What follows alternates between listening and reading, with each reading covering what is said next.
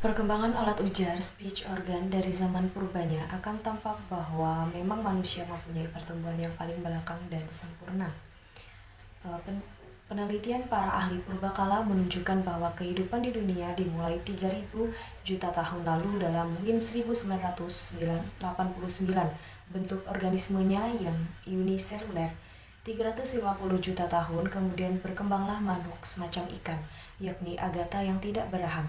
Makhluk ini mempunyai mulut, faring, dan insan untuk bernapas. 50 juta tahun kemudian muncullah makhluk pemula dari amfibi. Makhluk ini mempunyai paru-paru dan laring. Ini menunjukkan telah memulainya tumbuh jalur ujaran meskipun bunyi yang keluar berulah desahan pada pernafasan saja. Ketergantungan pada air menjadi lebih kecil dengan pertumbuhan reptil.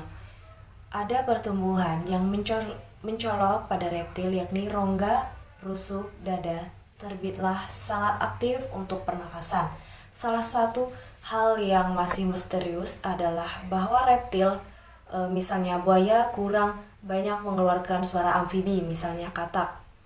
Pada reptil, organ mengontrol modulasi suara adalah terutama alat-alat di laring. Sekitar 70 tahun yang lalu muncullah makhluk mamalia yang pertama. Pertumbuhan biologis lainnya mulai muncul. Bentuk awal dari epiglotis telah memulai tampak meskipun letaknya sangat dekat dengan mulut dan di bagian atas tenggorokan. Tulang-tulang aritonid dan rhizolit mulai lebih berfungsi. Evaluasi lain yang penting adalah memulai adanya tulang tiroid dan bentuk pertama dari selaput suara. Karena telah adanya paru-paru dan kemudian ada pula selaput suara, maka getaran selaput ini mulai dikontrol. Alat pendengaran pun mulai berkurang. Alat ujaran yang sudah ada seperti ini membuat mamalia, monyet, kambing, dan sebagainya dapat mengeluarkan bunyi. Perkembangan biologis lainnya yang terikat adalah adanya perubahan perkembangan otot-otot pada muka, tumbuhnya gigi, dan makin naik letaknya laring yang memungkinkan makhluk untuk bernafas sambil makan dan minum. Perkembangan terakhir adalah pada primata. Pada manusia, alat-alat penyuara seperti paru-paru, laring, faring, dan mulut pada dasarnya sama dengan yang ada pada mamalia lainnya. Hanya saja pada manusia alat-alat ini telah lebih berkembang. Laring pada manusia misalnya agak lebih besar daripada laring pada primata lain.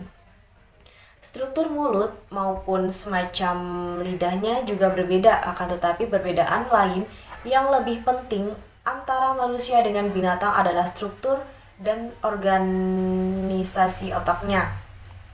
Struktur mulut manusia dan binatang.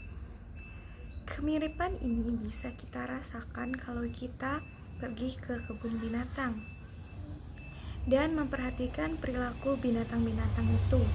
Cara mereka makan kacang, cara membuka pisang, cara mencari kutu, dan beberapa perilaku yang lain. Meskipun ada kemiripan antara manusia dengan simpanse, tetap saja kedua makhluk hidup ini berbeda, dan yang membedakannya adalah kemampuan mereka berkomunikasi dengan bahasa. Perbedaan kemampuan ini bersifat genetik, artinya manusia dapat berbahasa sedangkan primat lain tidak karena komposisi genetik antara kedua kelompok primat ini berbeda. Hal ini sangat tampak pada struktur biologis alat suaranya. Primat non-manusia, simpanse, lidahnya mempunyai ukuran yang tipis dan panjang, tetapi semuanya ada dalam rongga mulut. Bentuk seperti ini cocok sebagai alat untuk kebutuhan yang non-vokal seperti meraba, mencilat, dan menelan mangsa.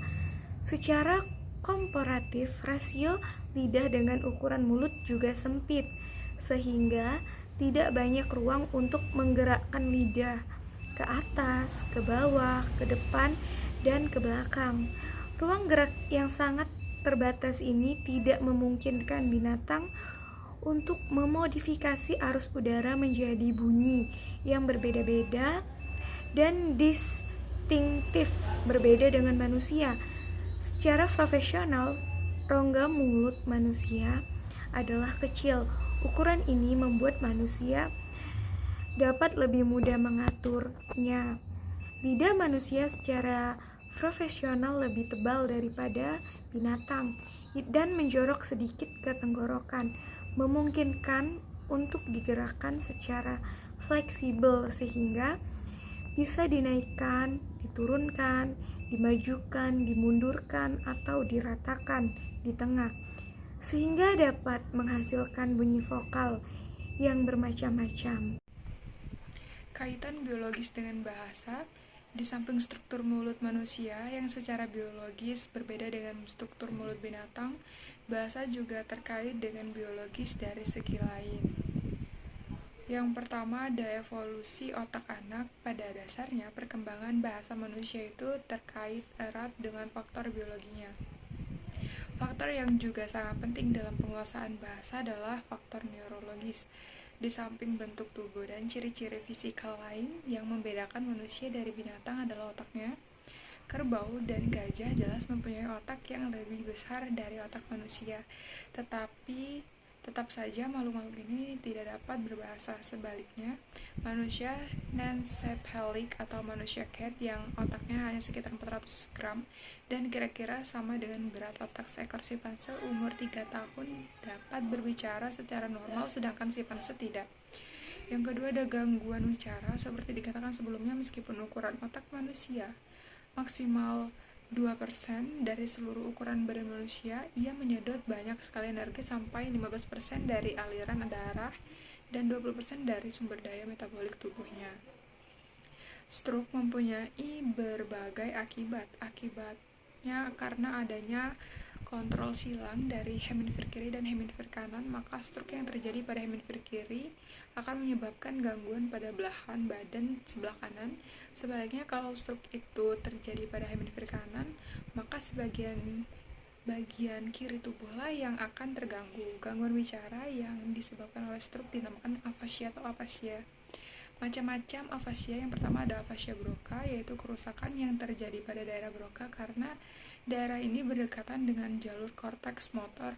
Maka yang sering terjadi adalah bahwa alat-alat ujaran termasuk bentuk mulut menjadi terganggu. Yang kedua ada Wernicke. Letak kerusakan adalah pada daerah Wernicke yakni bagian ke belakang dari lobe temporal.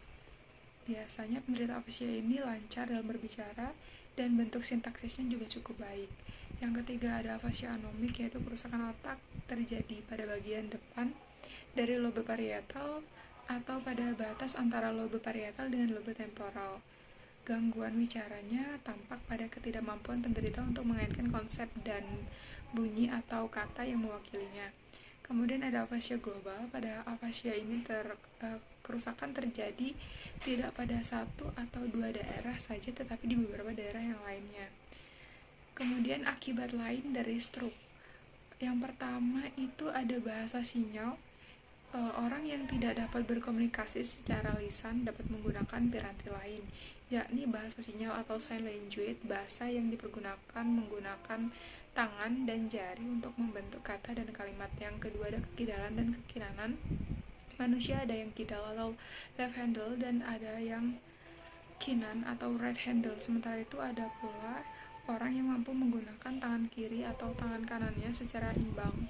Orang semacam ini dinamakan ambidextrous.